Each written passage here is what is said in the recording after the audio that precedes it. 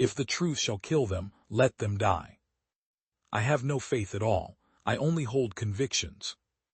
The truth is not for all men, but only for those who seek it. The man who does not value himself cannot value anything or anyone. The question isn't who is going to let me, it's who is going to stop me.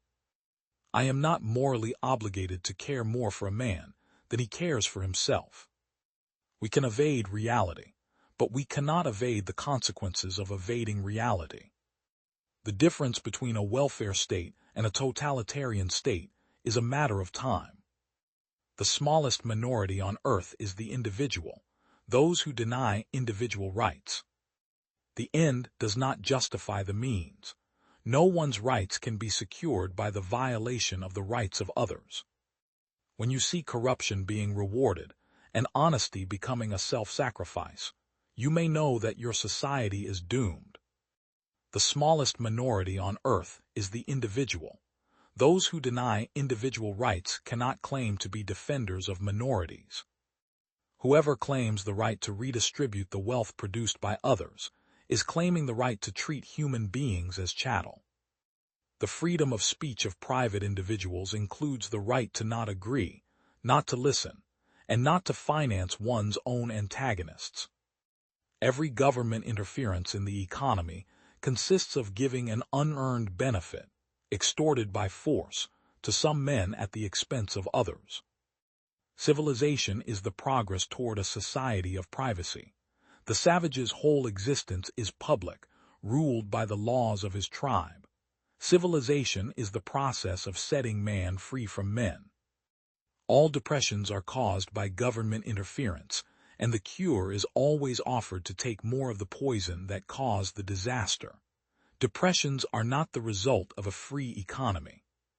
Capitalism has been called a system of greed, yet it is the system that raised the standard of living of its poorest citizens to heights no collectivist system has ever begun to equal, and no tribal gang can conceive of.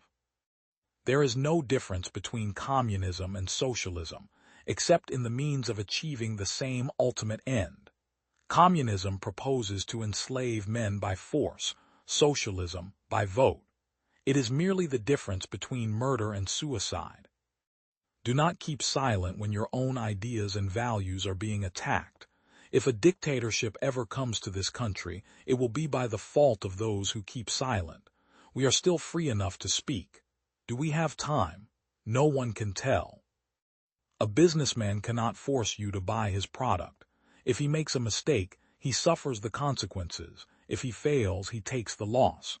If bureaucrat makes a mistake, you suffer the consequences. If he fails, he passes the loss on to you. We are fast approaching the stage of the ultimate inversion, the stage where the government is free to do anything it pleases, while the citizens may act only by permission, which is the stage of the darkest periods of human history, the stage of rule by brute force.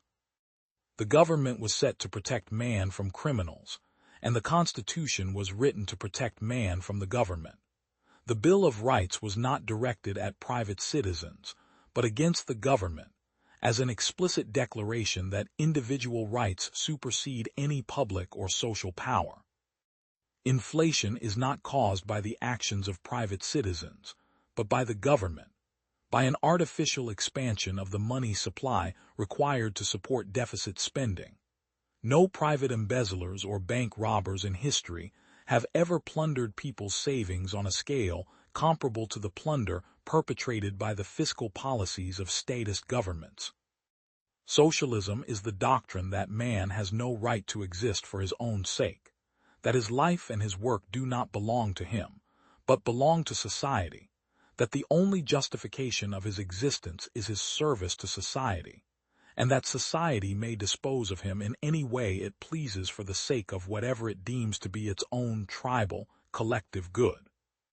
The majority of those who are loosely identified by the term liberals are afraid to let themselves discover that what they advocate is statism. They want to keep all the advantages and effects of capitalism while destroying the cause, and they want to establish statism without its necessary effects. They do not want to know or to admit that they are the champions of dictatorship and slavery. When you see that trading is done, not by consent, but by compulsion, when you see that in order to produce, you need to obtain permission from men who produce nothing, when you see that money is flowing to those who deal, not in goods but in favors, when you see that men get richer by graft and by pull than by work, and your laws don't protect you against them, but protect them against you, when you see corruption being rewarded and honesty becoming a self-sacrifice, you may know that your society is doomed.